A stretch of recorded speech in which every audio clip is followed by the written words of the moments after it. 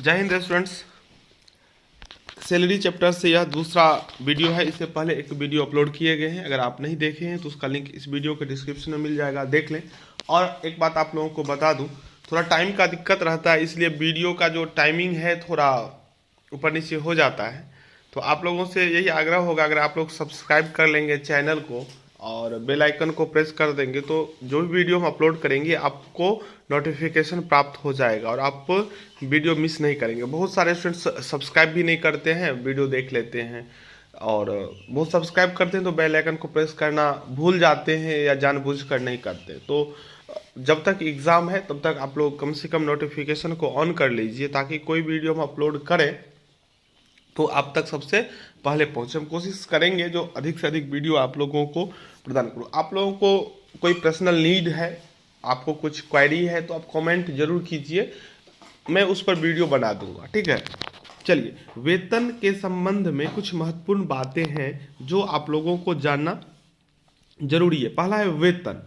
तो वेतन जो होता है ना, प्रत्येक प्रकार के कर्मचारी को दिया जा सकता है, चाहे वो सार्वजनिक में हो अथवा निजी में, यानी कि प्राइवेट जॉब कर रहा हो या गवर्नमेंट, ठीक है, उनको वेतन दिया जाता है।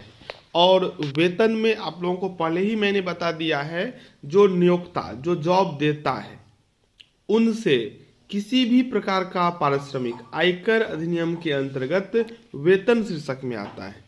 वेतन और मजदूरी में कोई अंतर नहीं है।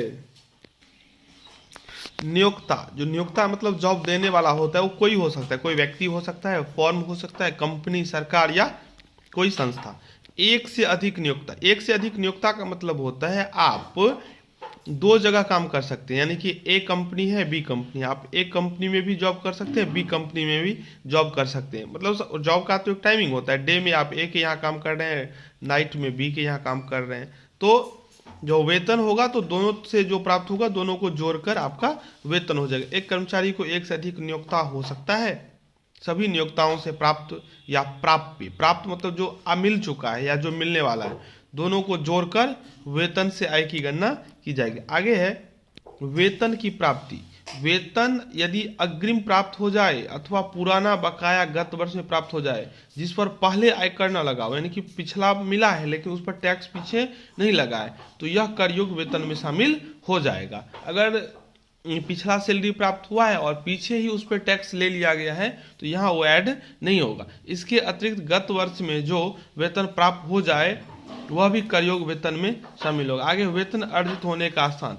वेतन कहाँ अर्जित होता है यह महत्वपूर्ण है, कहाँ प्राप्त होता है यह महत्वपूर्ण नहीं। उदाहरण के लिए आप काम कर रहे हैं बिहार में, आप काम कर रहे हैं भारत में, और कुछ दिनों के लिए आप अमेरिका का दौरा किया, अमेरिका गए, तो सैलरी आपको अमेरिका में मिला, तो ऐसा नहीं है जो भारत में उस पर टैक्स नहीं देना होगा। सैलरी आपने अर्न किया है भारत में तो भारत में आपको उस पर टैक्स देना होगा। आगे है मालिक और कर्मचारी का संबंध। वेतन से आय में शामिल होगा, इसके लिए यह पॉइंट बहुत महत्वपूर्ण है। मालिक और कर्मचारी का संबंध होना चाहिए। अगर मालिक और कर्मचारी का संबंध नहीं होगा और कोई पारिश्रमिक प्राप्त होगा तो वह इनकम फ्रॉम सैलरी में नहीं जाएगा। मैं उदाहरण के लिए बताता हूँ, जो एक शिक्षक जो स्कूल में पढ़ाते हैं, कॉलेज में पढ़ाते हैं, तो वहाँ पढ़ाने का जो पैसा मिलता है वो हो जाएगा इनकम फ्रॉम सैलरी। लेकिन उन्हीं शिक्षक को अगर कॉपी जांच करने के लिए नियुक्त कर दिया जाता है या एग्ज़ाम लेने के लिए आप लोगों के सेंटर पे रहता है तो उनको भी कुछ न कुछ पारिश्रमिक मिलता है, लेकिन वह पारिश्रमिक इनका सैलरी नहीं होगा, क्योंकि जो वो पारिश्रमिक दे रहा है ना वो उसका नियोक्ता नहीं है, मालिक नहीं है, ठीक है ना। भुगतान करने वाला तो भुगतान प्राप्त करने वाले के बीच मालिक तथा कर्मचारी का संबंध होना आवश्यक है, तभी वह प्राप्त वेतन मानी जाएगी, नहीं तो नहीं। चलिए आगे है संसद सदस्य का वेतन। तो संसद सदस्य का वेतन जो है ना, वेतन शीर्षक में वो कर योग्य नहीं होता है। क्यों नहीं होता है? तो संसद जो होता है वो, जो सांसद होते हैं वो संसद के कर्मचारी नहीं होते हैं, इसलिए उनका सैलरी वेतन में शामिल नहीं किया जाता है, ठीक है ना। संसद सदस्य तथा सरकार के बीच का संबंध नियोक्ता और कर्मचारी का नहीं होता, यह चला जाएगा अदर सोर्सेस में। चलिए आगे है साझेदार का वेतन। तो साझेदार का वेतन वेतन शीर्षक में कर योग नहीं है, यह व्यापार अथवा पेशे से लाभों के शीर्षक में कर योग होगा। साझेदार का जो वेतन होगा वो व्यापार अथवा पेशे में चला जाएगा। वो वहां पे साझेदार जो है क्या है, तो नियोक्ता और कर्मचारी का कोई संबंध नहीं रहता है, क्योंकि वो खुद नियोक्ता होता है। आगे है करमुक्त वेतन। यदि कर्मचारी के वेतन पर देय आयकर नियोक्ता द्वारा चुकाया जाता है तो ऐसी दशा में कर्मचारी की वेतन से में नियोक्ता द्वारा उसके वेतन पर चुकाया गया आयकर भी शामिल होगा, परंतु अनुलाभों पर चुकाया गया कर शामिल नहीं होगा। मैं आपको बताता हूँ, एक कर्मचारी को एनुअली 3 लाख रुपया टैक्स काटकर सैलरी दिया जाता है और टैक्स दिया गया है कितना, 20,000। ठीक है, 3 लाख रुपया ये दिया गया, टैक्स फ्री सैलरी दिया गया और टैक्स 20,000 नियोक्ता ने चुकाया। तो जब इनकम फ्रॉम सैलरी का बात हम करेंगे तो उसका वेतन में लिखेंगे 3,20,000। अगर कोई अनुलाभ जो होता है, जो आपको आगे हम पढ़ाएंगे अनुलाभ और भत्ता के बारे में, तो अनुलाभ या उस पे जो टैक्स दे दिया गया है वो इसमें ऐड नहीं होगा। चलिए, वेतन स्वेच्छा से त्यागना। कोई व्यक्ति ऐसे भी होते हैं जिसको उतना खर्च नहीं होता या वो दान करने वाले टाइप के आदमी होते हैं, तो वेतन छोड़ देते हैं स्वेच्छा से।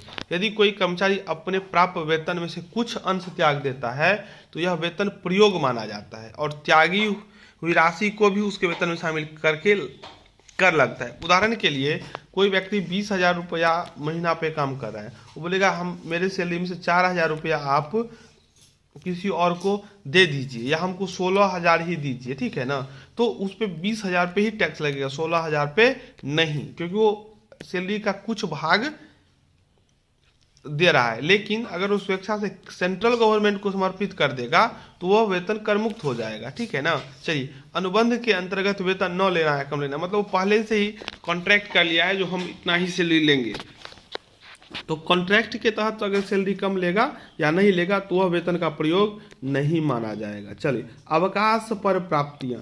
अवकाश ग्रहण करने पर कर्मचारियों को ग्रेच्युटी, पेंशन की एक मुश्त राशि अर्थात अर्जित अवकाश का वेतन आदि ये सब वेतन मानी जाती है। यानी कि अवकाश ग्रहण करने पर जो भी प्राप्तियां होती, जैसे ग्रेच्युटी हो गया, पेंशन की एक मुश्त राशि हो गया, अर्न लीव हो गया, ये सब वेतन का पार्ट होता है। आगे है पेंशन। अवकाश ग्रहण करने पर प्राप्तियां कर्मचारी के लिए वेतन के रूप में कर योग्य होती है। अवकाश ग्रहण करने पर जो प्राप्तियां होता है वो कर्मचारी के लिए वेतन के रूप में कर योग्य होती है। ठीक है। चलिए आगे, नियोक्ता द्वारा की गई कटौतियां। नियोक्ता द्वारा कर्मचारी के वेतन में से अनिवार्य रूप से की गई कटौतियां वेतन का प्रयोग मानी जाती है। अनिवार्य रूप से कटौतियां, ये भी, तो ये सब था महत्वपूर्ण बातें सैलरी के। अब इतना आप लिख दीजिएगा तो आपका काम हो जाएगा। ठीक है, तो अब हम सैलरी को समझ रहे हैं, जो आप लोगों का कंप्लीट हो चुका है। अब आप लोगों को समझाना है भत्ता और अनुलाभ। नेक्स्ट जो वीडियो होगा वो भत्ता पे होगा। देखिए, पारिवारिक पेंशन है, मृतक कर्मचारी की विधवा अथवा उसके कानूनी उत्तराधिकारी को प्राप्त पेंशन जो है वो अन्य साधनों से आय में जाएगा। ठीक है, पारिवारिक पेंशन जो होता है वो अदर सोर्सेस में चला जाएगा, ना कि सैलरी में। नियोक्ता के अतिरिक्त अन्य किसी व्यक्ति से प्राप्तियां, तो आपको पहले भी हमने बता दिया, जो नियोक्ता और जो है कर्मचारी का संबंध होना चाहिए, यानी कि मालिक और कर्मचारी का संबंध होना चाहिए। अगर नहीं होगा तो सैलरी में नहीं आए। जैसे कोई पारिश्रमिक अथवा सुविधा जो नियोक्ता के अतिरिक्त अन्य किसी व्यक्ति से मिली हो, वो कहाँ चला जाएगा, अन्य साधनों से आए। तो आप इसके साथ साथ सैलरी के साथ साथ अन्य साधनों से आय शीर्षक को भी हम मेरे साथ कवर कर रहे हैं। ठीक है। आगे, वेतनमान के आधार पर वेतन। अधिकांशतः नौकरी में कर्मचारियों की नियुक्ति वेतनमान के आधार पर होती है। यह वेतनमान कर्मचारियों के मूल वेतन को बताता है। जैसे कि उदाहरण, मिस्टर एक्स की नियुक्ति 26,000, ये 2,000 होना चाहिए, ठीक है, 2,000 50,000 के वेतनमान में होती है। इसका आशय यह है कि मिस्टर एक्स की नियुक्ति किसमें उनका मूल वेतन 26,000 है। इस मूल वेतन में प्रति वर्ष 2,000 की वृद्धि होगी। यह वृद्धि तब तक जारी रहेगी जब तक मिस्टर एक्स का मूल वेतन 50,000 तक नहीं पहुंच जाता। एक मैं और आपको इसको डिटेल्स में समझाता हूँ। देखिए, 30,000, 2,000 और दे दीजिए चलिए 85,000। अब इसका मतलब हुआ, जो किसी का जॉब अगर स्टार्ट हुआ तो प्रथम साल इसका सैलरी होगा 30,000। अगर फर्स्ट साल, सेकेंड ईयर जो होगा ये 2,000 उसमें जुड़ जाएगा, तो कितना हो जाएगा, दूसरे साल का 32,000, तीसरे साल 32 में ये 2 जोड़ दीजिए, कितना हो जाएगा 34,000। चतुर्थ साल ये हो जाएगा कितना 36,000।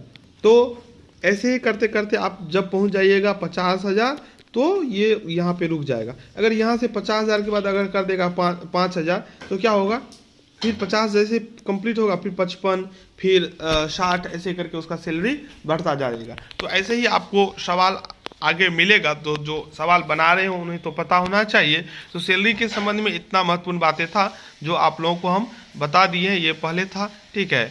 चलिए तो हम नेक्स्ट वीडियो में पढ़ेंगे भत्ता और अनुलाभ के बारे में। अभी के लिए इतना ही। आप लोगों को अच्छा लगा हो तो वीडियो को लाइक और चैनल को सब्सक्राइब जरूर कर लें। धन्यवाद।